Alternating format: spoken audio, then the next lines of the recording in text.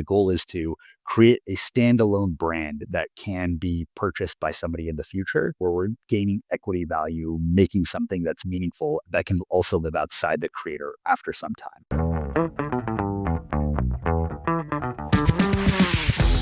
Hey, Saurabh, welcome to the show. How are you? I'm doing great. How are you? It's great. We have a lot of things happening. I'm very excited about this episode. We already discussed in the past about, merchandising for influencers and IP and so on. But since you're specifically, right, focused with your company on these, I'm very curious to learn more about it. But before we get started, and we go in the ins and outs of today's episode and topics, I would like to know a bit more about yourself. And we use this thing called the map. So basically, it's divided in three different sections. It's the mission. So basically, what do you aim to achieve with your work? Achievements, anything that you are really proud of, a notable milestone, could be in your life, could be your career, both of them. And the last one is the purpose. So why do you do what you do? Love to hear it. Yeah. Happy to dive into that. So in terms of what I aim to achieve, I think it's something that where I'm touching on both sides of my brain. So I really like blending the creative aspects and analytics into my career. And I feel like most careers are actually touching on one side or the other, right? It's like generally a creative role or generally an analytical role. And I've gotten happiness when I've blended both. So I really want to end up actually maximizing that when I'm like, okay, how do I blend both the creative and the analytics side? In terms of achievements, I've been a creative early in life. I was a magician from an early age. I became a member of there's a place called the Magic Castle here in Hollywood when I was 13. I made a movie when I was going from high school to college at USC. And so that was really exercising on the creative aspect, but always had that analytical background too. So that's when I kind of pivoted to professional services. So I was somewhat risk averse earlier in life. So I joined in litigation consulting, then went to UCLA Anderson for business school. And then that's where I was like, okay, how do I continue to blend the creative and analytics piece? So I joined NBC Universal for an internship on their strategy department. That was an internship and it was a bunch of ex-consultants. And they basically said, go do a summer or something at a management consulting company. So I joined the Boston Consulting Group during my summer at Anderson and then worked my way to become a partner at the company. I was primarily focused on media, technology, and telecom, those three primary industries. And we built a lot of startups for Fortune 500 companies. So we worked with our clients to actually build startups in-house. And then from there, I love the startup side. So I joined Next 10 Ventures. This was a fund to build creator businesses. So it was a $50 million fund dedicated to backing creator and influencer businesses. And that's where I actually met the co-founders of Warren James. So Ben and Kevin, who were the co-founders at that time. And then I became an advisor for the company because they were just starting the company back in 2019 and 2020. So I joined them. And then after that, wanted to get more operational experience. So Janu, which is a medical scrubs brand, Figs is kind of the big one in the industry. Janu was kind of the challenger player. And I joined as chief growth officer, helped to really grow the company. And then Warren James, or WJ, we got to such a size where my background, mixing both the creative and analytical sides, could really help scale the business. And we've done just that. We've grown over 50% over my time as CEO, and we really support the biggest and best creators here too.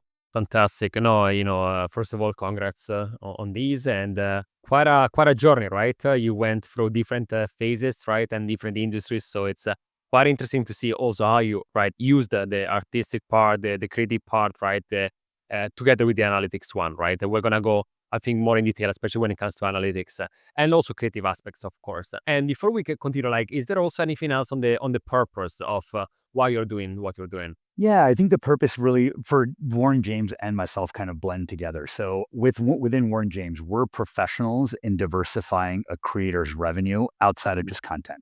And I really like to think about whether it's an entrepreneur or a business on how do you expand growth. My career at BCG was growth, right? How do you actually develop strategies that are around growth? Same thing with the creator's revenue. And a lot of the work that I did within media at BCG and same here was extending IP to physical products. So apparel, toys, comics, like we do here at Warren James, but it's also thinking about how do you take intellectual property and expand it beyond what is just content. So a lot of the work that I do at BCG has really framed how we're thinking about stuff at Warren James as well. Perfect. And before, getting into all the, creator recipe and strategies and so on, can you give us, a little elevator pitch about Warren James, just for people that might not know the company? Yeah, I mean, we develop the brands and premium merchandise for the world's biggest creators. So we've worked with Good Mythical Morning, Hassan Piker, Brittany Broski, Pay Money Wubby, Crew District, Call Me Chris, Sea Dog, many, many others. And we are an end-to-end servicing platform. So we do everything from designing the product, developing the product, using our team that has boots on the ground in Asia to actually work with vendors to manufacture. We have in-house fulfillment, website design, marketing. We basically want to build the biggest and best premium merchandise for the world's biggest content creators. Fantastic. So let's go a bit more about, the strategy. So you said from, end to end, right? So from A to Z. I would like to understand a bit more. How does it work from day one? Is it these content creators slash influencers that come to you, be like, hey, I have this idea, can you help me? Or do you go to them? So let's say you see there is a YouTuber talking about, cereals or coffee or beauty products, and you go to them and be like, what, we have an idea. Is it a mix? So it's both like, you looking at scouting and also they coming to you? Like, what is usually the ratio there? It's exactly that, and we've shifted over time. In Mhm. terms of how we usually work with creators or how we get deals, it went from very much we would be working with primarily the big agencies as well as the digital first agencies Mhm. on, hey, we want to work with so and so creator. Here's an idea. Now the Warren James name has really become synonymous with premium merchandising and brands. So a lot of the deals do come more inbound, where creators are vying to actually work with us. And that's very humbling, especially over the last like 2 to 3 years. And in terms of both where do the ideas come from, we're usually the ones that really try to take ideas to the creators. So we'll come in with something that is like, especially on the merchandising side, with day one around here, your content looks like this. Let's now form creative or designs that can look like this. Or your content has this kind of these aspects. Let's develop a so and so products. I can get into a couple of examples, though Mhm. we can talk about in a second here too. So we definitely try to come in with the ideas. Sometimes, like we did with Mythical, they said, we want to create a cereal brand, right? Yeah. And they thought about with Rhett and Link, the two flavors that we originally came out with were very much nostalgic for their childhood. We'll talk about that in a second as well. Sometimes they do come in with a pretty baked idea, and then we'll help them develop it, craft it, create a brand around it, and then take it to market. Interesting. And so how does it work for like the IP component there? Is it a sort of partnership? Do you like, revenue share with the creators? Is it mostly like licensing so you can use their like tell me a bit more about the behind the scene and business models there. Yeah, it's both. So on the traditional merchandising side, it'll largely be a licensing rev share or profit share model. So that is a majority of the business that we develop for our traditional apparel products, plushies, and other high-end merchandise. When we're actually creating a new product, we'll usually go into a joint venture with a company. So as an example, with Be Good Bakery, this is a protein and supplements line that we created with Will Tennyson, who's a fitness creator, has a massive audience, really has phenomenally hilarious content that he plugs into with his audience around fitness. And so it's not that like, big, bulky, like strong guy kind of thing. It's just like, here's how to make fitness in a much more approachable way. And so we created this brand, Be Good Bakery, and formed a joint venture where we're partners with them in the business. And that one, again, the goal is to create a standalone brand that can be purchased by somebody in the future where we're gaining equity value, making something that's meaningful that can also live outside the creator after some time. Got it. Yeah, because also that is another challenge, right? If the brand is very related to the creator, it's a pro and a con, right? All the time because you're using the image of the influencer, but at the same time, then if you want to either buy it out or if you want to, or if there is any scandal right around the influencer these days, right? It's so easy to get resurface a tweet of 20 years ago or so, right? Basically, and then there is a scandal. If it is like very associated to the face of an influencer, then it's a bit problematic to detach it, right, as a brand. So that's also what was one of my question. Are you saying more like again standalone products that are basically promoted by the influencer but are potentially then either run by your team or the team of the influencer, and how difficult it is then to again having this product that is alone detached after some time from the influencer, if it is even possible. Yeah, we see both. So on the core merchandising side, it's usually attached to the creator. We have had pretty good situations where even for something like for Call Me Chris, for instance. So for Call Me Chris, she's big both on TikTok and on YouTube. And what we were hoping to do, we crawl, walk, run into something that can live outside of Chris. So for instance, like I think we started with a brand called Auto. It's named after her grandmother. And we have it as Auto by Chris for now. And our goal is a mix of pieces that have the actual brand name Auto, Chris's likeness and phrases, but it also incorporates other models and talent so that it's not just Chris. Right now, she's primarily the person that's on the website, but our goal is to make this something that can live a little bit outside of her so that she can push it when she needs to, but others would potentially recognize it. And that's our goal is just like if there's something where, even if it's not necessarily like an old tweet that's surfacing, but if the creator decides to not make as much content over time or decides to take a break for 6 months or something like that, we want the brand to be able to live. So that's how we're trying to approach it. I would say 80+% of it is going to be directly attached to the creator, especially on the merchandising side. But for any joint ventures, we're really trying to make sure that it stays separate from them. It takes about a year to 18 months for that separation to really occur. That's why we do that kind of crawl, walk, run approach. It's like mix the likeness, create enough of a brand identity that lives outside the creator, and then eventually you can say, okay, here, we'll go ahead and separate it apart. Once we have a big enough email listserv, do we have enough of an audience? Does it work for us to actually put paid ads against it? And then we can work with the creator's team to actually launch it too. Hello! Is your brand ready to amplify its reach? Well, the Influencer Marketing Factory is here to do just that. We are a global influencer marketing agency helping brands ignite their growth, from influencer identification to campaign strategy, handling legalities and agreements to managing shipping and logistics. We have it all covered. We work with hundreds of brands across different verticals, from Fortune 500 companies to DTC brands. And we don't just stop there. With detailed ROI analysis, we help brands like yours measure success, transforming impressions into actionable conversions. You can find us at the influencermarketingfactory.com or just search the Influencer Marketing Factory on Google. Makes sense. No, thank you for answering that. I'm also curious to go a bit more in detail about type of products, right? Because back in the day, the majority of things, because it was a bit difficult to make them, right? It was t-shirts, mags, the typical merchandising, right? And then now you have like influencers that are doing something a bit more niche slash in certain verticals. Could be food and bev, could be beauty, right? Is the majority of them. Then there are a few of them that are doing something completely crazy. There is like one of a kind type of thing that could be a hit or miss. Are you noticing any patterns? Is it like are they influencers, content creators still trying to stay on the, I would say, safest side, right? Where there's something that, okay, it's a t-shirt, it's a hoodie, of course they're gonna buy it. Or are you noticing them to go to something that is a bit more unique, to find a sort of look, blue ocean, right, for them? So are you noticing anything there? I don't think it's as much creator driven. Creators definitely get a little tired and bored sometimes if you're just trying to push t-shirts on them. But we really pride ourselves around product innovation. Like it's critical to draw in fans throughout the year. So we actually use a strategy, even if it's core merchandise related, we want to make sure that each collection has at least one unique piece, or the entire collection can be something unique too. So we launched Muumuus with Brittany Broski's. These are nightgowns, right? So it's not something that most people wear, right?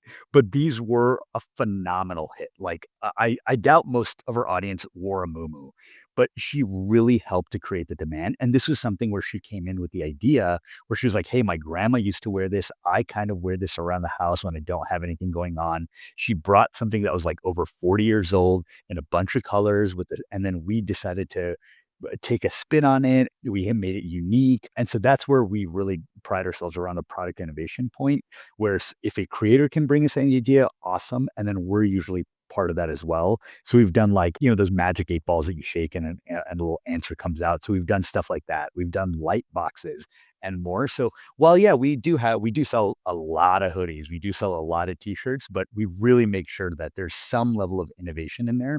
And then we also have other divisions. So we have Bad Egg Publishing, which is our comic book division. So, or I would broadly say publishing, so that we do comic books, we've done graphic novels, we're doing manga, we're doing a bunch of different aspects that are related to publishing, because that's again an extension of the IP into another format.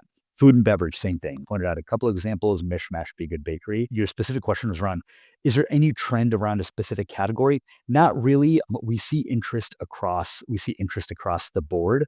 I would say in terms of timeline to get to market, sometimes there is a level of like impatience. So food and beverage takes 18 to 24 months minimum to get to a really strong market. T-shirts we can spin around very quickly. And then what we usually try to do is we work 9 to 12 months in advance for these kinds of like cool and different products that we really want to launch into market because it just takes time for development too. Very interesting. You already mentioned, right? Like one example, the mishmash, right? By Red Link. So we covered that in our blog post. I probably know that. Thank you. Right. Yeah, of course, because we are doing a lot of blog posts about the top 10 influencer funded something brands. So we did it for food, we did it for beverage, we did it for beauty, we did it for fitness. We're doing a few others. Soon we're gonna do something for like courses and so on. They're ranking pretty well on Google, and I'm noticing that more and more people are looking for that. It could be maybe reporters that want to cover it, or I think other competitors, other creators, right? They want to see, okay, what else is out there, right? So let's take this one specifically. It's very interesting. It's like nostalgic serial, right? Tell me a bit more again. Like I'm very curious to know. Is it something that they were talking about it on their videos, and there was like already their audience saying something about it, like, oh, I would love to see them, or like I would like to understand a bit like, did they leave hints here and there in their videos? Is it like a communication? Like, for instance, I know that some content creators have a Discord channel, right, where they can talk more privately, right, with their strongest communities that can tell them, like, what if we did this? Would you buy it? How much would you spend for it? So tell me a bit, like, if you can, about, again, the process behind that, the behind the scene from ideation to understanding, is this something that the audience is going to buy? At what price? How many items should we even produce, right? Because then it's another question I have later for you, is about DTC to retail. We're going to get there in a second. But can you tell me a bit more specific for these case studies? How did you approach it? It's a great question, especially with background research. And there's always a blend of how do you get enough research so that you can make sure you're making informed decisions without having it leak to the audience, because that ends up being something that creators want to hold to.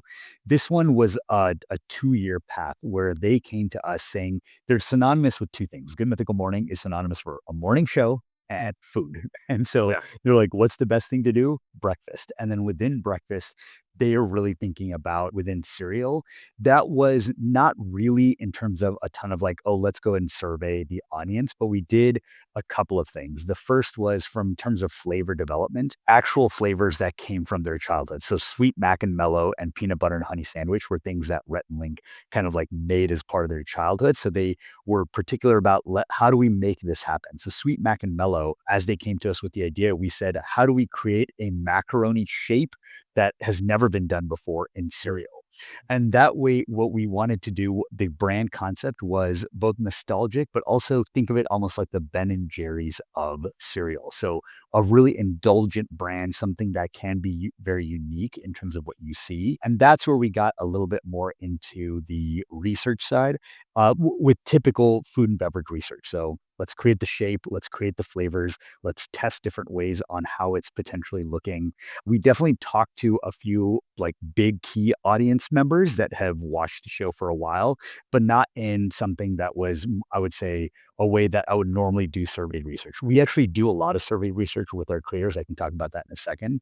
But with this one was like very much on instinct, what will work. And it did. So in terms of once we got to the flavor profile with food and beverage, we purchased what is basically the minimum order quantity, and we sold out in basically the better part of a month. So it moved very fast. Now, because the product was like very customized, it was really expensive to make it. And that's why we did have to sell it at a pretty high price. And look, we saw some backlash, rightfully so. It was at $10 a box, right? So hey, it's $10 a box. Yeah, there's some other cereal brands that are potentially priced there, but like that's kind of expensive for cereal, right? At the end of the day.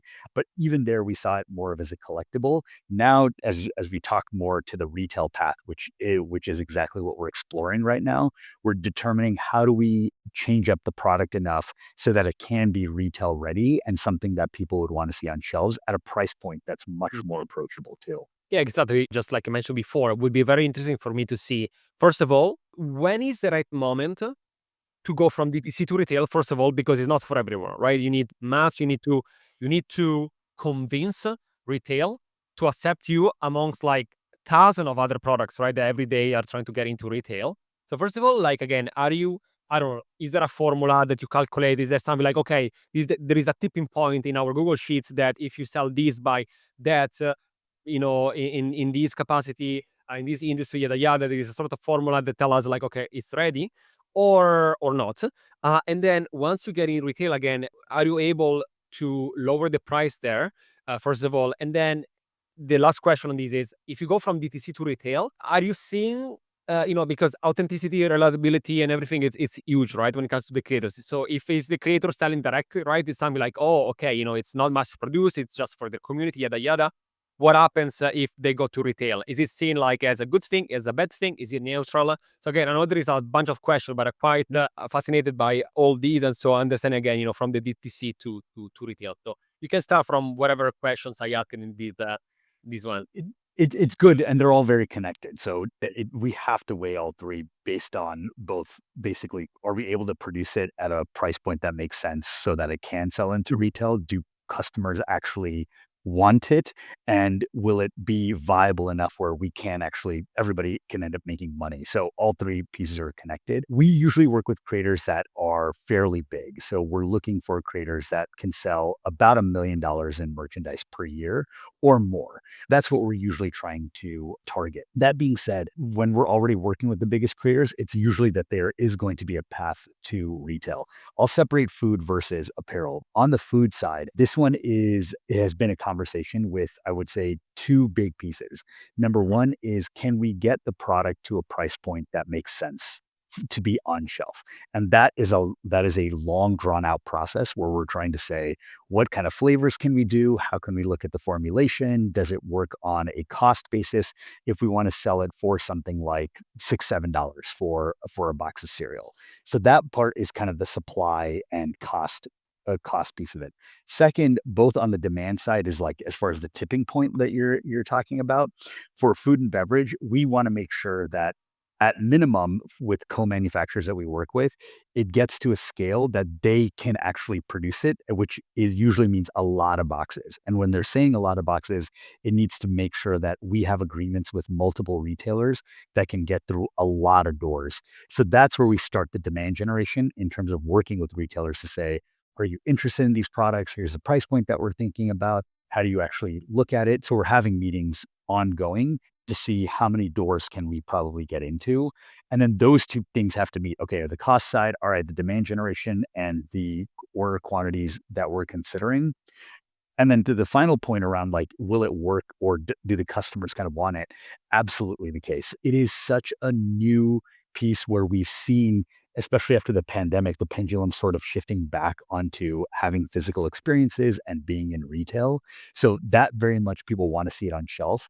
We've done the product placement, especially for the apparel side, with some of our creators already, and we're going to continue to do so with Pay Money Wubby. We have this collaboration between Five Nights at Freddy's and Hex that we're looking to place globally as well. And so it is both let's have the conversation with the retailer or a distributor, make sure that there's enough of a PO to place. And then do we look at our existing product or do we create something that would be brand new, that would be specific to a retailer? So it is a lot of push pull and then we actually just hired somebody on the retail front, primarily for the apparel side. He's a Stone Newman. He's a professional who's been in the industry for quite some time. And he's going to help us basically get into more doors, especially on the apparel retail side for both specialty and mass stores too. And going back from retail to DTC for a second, and also like channels to use. Another one that I saw, right, that you have is the Lil Bean store, right? Quite unique as a product there as well. And I'm curious to know, since that is the typical, like it's very difficult that someone look for that product, right? Like unless you already know about it, right? It's not like let me look for lipsticks or shoes or whatever, right? In that case, I guess it's a lot of like push, right? So it's like, hey, the new products and so on. Are you noticing? Are you using primarily their main channel, or are they also using like TikTok Shop and other places to help, right, to get their products out? Do you prefer to send them all to your proprietary storefronts? Are you trying different things? Tell me a bit more, like when it comes to also logistics, how it works. Yeah, so Little Beans, the goal with Little Beans was create intellectual property based on sketches that Lily Pichu has done for her creator friends. So the goal is to create a different plushy character based on each of the sketches that she has for like call it 50 creators that she has in mind. So she came to us with these sketches and then we went through I don't know, like 44 different versions of a plushie that we Wow. wanted to see, like, does this actually Yeah. fulfill the vision that she has? So we started with Little Beans, the ones that are is going to be more dedicated to her. And then we've launched new creators that are with associated with each actual creator. And then we have like maybe another few that are also coming along. So right now we just launched Sprout by Saikuno. So that is another one that just came out. So our goal there is almost create a brand like Little Beans and create a world where you have these characters that are based on creators that can kind of interact, join each other. It's a lot of fun that we've had with this to actually build something that is a bit of a world. And then there right now, we're primarily focused on the D2C site, but we're experimenting. We have meetings with TikTok this week. We are looking at also retail placement from a distribution standpoint. We haven't toyed around as much with Amazon, but we're also looking at that to see like, can that be used as discovery as well? Interesting. Yeah, exactly. Because discovery, right? It's I mean, I know that the power of influencers is because they can push to an audience, existing audience, right? But sometimes you might also want to explore discoverability because if it doesn't reach, their audience, but it could also be right, like especially certain things. I said, food. I'm thinking about all the, you know, protein products that are coming up these days, all the beverage with caffeine and so on, and that is something that you can easily look for, right? I need something to focus, and you're gonna get a bunch of like products around that. Last question for you today. It's something that I always ask to our guests, but specifically to your industry. Is there anything either that you're very excited to see happening, or is there something that is missing right now that you would like to see in the next future? The thing that we pride ourselves on is that we have the best brand managers, product developers, creative designers in the industry. We've got an amazing marketing team, an amazing site team, and they're all coming together with like some of the biggest creators that we have releasing over the next year. So we have Hell of a Boss. Hell of a Boss is an animated show that is on YouTube right now, and we're launching a real fashion forward line, and it's crazy insane TV show. Each episode gets over 50, 60 million views on YouTube right now. And it's an animated property. So it's something that's called outside of the traditional Mhm. creator influencer realm, where it's almost like traditional IP, where we can actually create characters or build merchandise around the IP that they built. Pay Money Wubby is a creator who's a Twitch streamer. This one will be a very provocative collection, I would say, coming out in about a month. So it's got remnants of like how he thinks about his content. It's got some funny nods that we'll see that we haven't actually done before. So I'm really excited about that. Hassan Piker is a political commentator and a Twitch streamer. He's going to have an election themed collection, of course, because it fit into his content. Jacksepticeye is a big YouTube creator, and he'll, of course, be featured too. And I think that's where I'm excited because we're always trying to like push it a little bit beyond the t-shirts, mugs, like you talked about at the top. We saw that that has gone out the window. How can we actually make something that is going to go for our fans? Hell of a Boss came to us. They have existing potential merch providers, but they came to us for saying, push the edge on product. Let us make a fashion forward line. We want people to wear the product and it almost comes together like an outfit that they can wear to a club or to go out or something like that as well. That's what I think is missing in the merchandising piece where it's like, put it on the sweatshirt and it's still a majority of it tends to be that. Yeah. But people come to Warren James to say, oh, okay, you're going to push the envelope. You're going to actually do product innovation and make something that's way more interesting for my fans too. Amazing. Very curious to see the future of these. I could talk about this for hours, but unfortunately, we were at at the end of the episode today. But Saurabh, thank you so much for joining me today to Thank you. share all your journey so far. Quite fascinating, and about all these again industry that is not new, but somehow is new, right? Because as you just said, it's still at the beginning. It's sort of like curving right to a certain direction. So, but again, I wanted to thank you for joining me today to sharing everything with us and for being a great guest. Absolutely. Thank you. I really appreciate it. And it was a great conversation. Really intricate, linked questions too. Fantastic. Thank you for that. And thank you everyone for listening. This was the Influence Factor by the Influencer Marketing Factory. And I'll see you next week.